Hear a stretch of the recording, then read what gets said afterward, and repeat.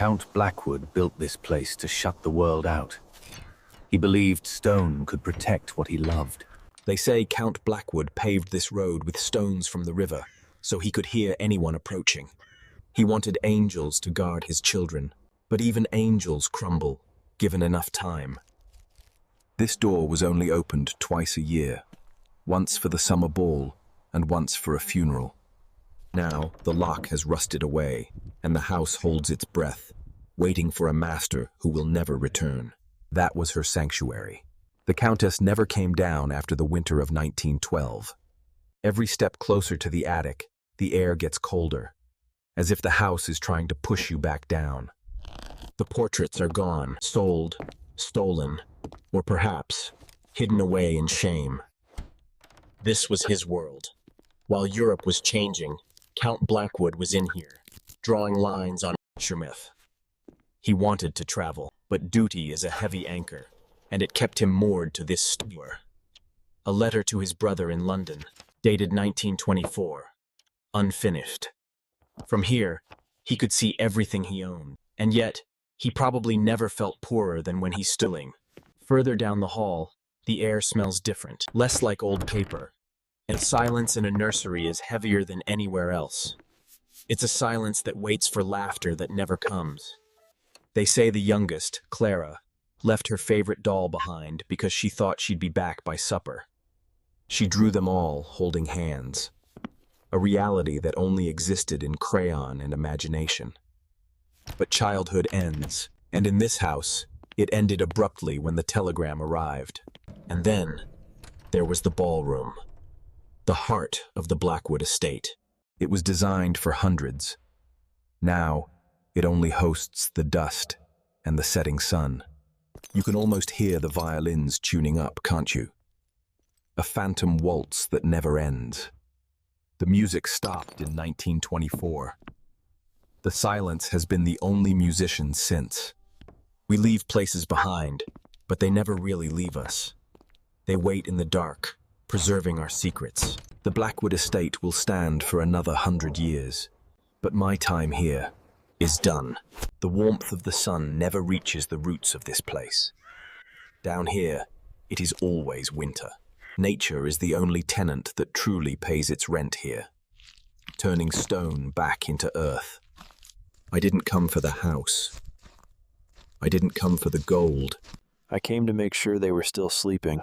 Some doors are meant to be opened. Others should stay closed forever. Goodbye, Count. It didn't mention it was alive or watching. Getting in is easy. It's the getting out that demands a price. Someone sat here, waiting to be found. They waited a long time. At the heart of every labyrinth, there's a monster, or just an empty void. And there it was, the conservatory, the Count's obsession. Fragile, like everything else in this house. He collected plants from the colonies. Some were medicine, most were poison. Tools of the trade, abandoned mid-snip. The Black Lotus, supposed to bring eternal life, looks dead to me. The bird flew away. Or maybe the cat got it. Through the grime, the path continues, down to the water. Water remembers everything. Let's see what it has to say. The path disappears here. You have to push through, or turn back. They call it the Black Lake.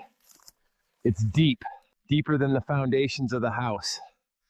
Wood rots, iron rusts, only the water remains unchanged. Locked tight. As if keeping something inside, rather than keeping people out. But wood this old, it gives up its secrets easily. The air here tastes like stagnant water and old memories. The Lady Elena. She hasn't touched the water in decades. Dates, times, water levels, and then nothing. Why build a cellar underneath a boathouse? Hidden where no one would look. Preserved by the cold. Whatever is inside has been waiting for the light. Not treasure, experiments. The Count wasn't just a collector. He was a creator.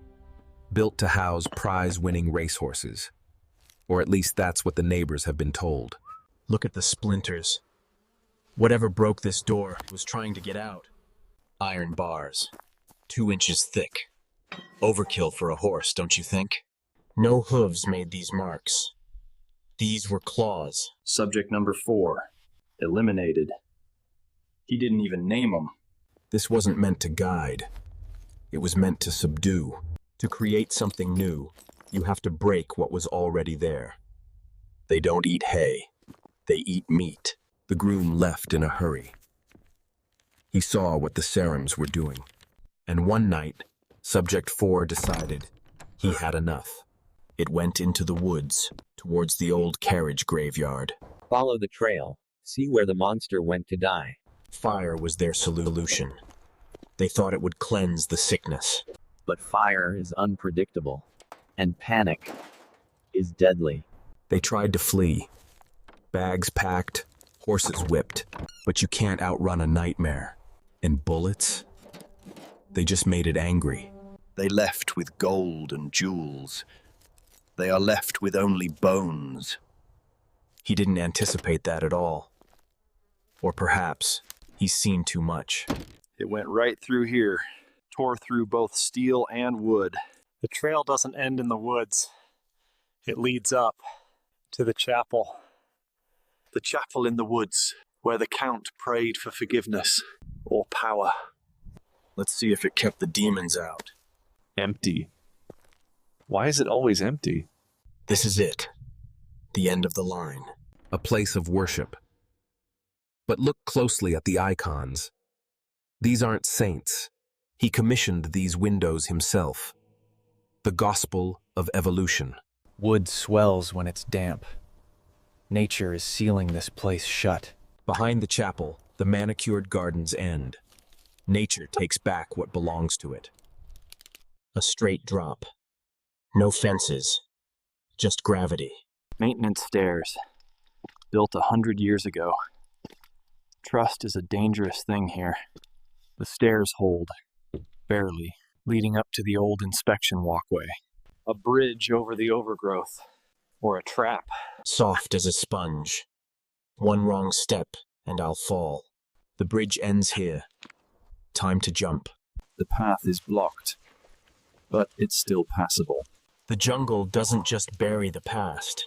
It devours it. Someone was here. Before the roots took over. They left in a hurry. Maps, coordinates.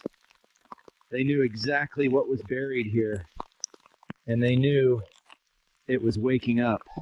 Into the throat of the beast. Down here, the air is dead.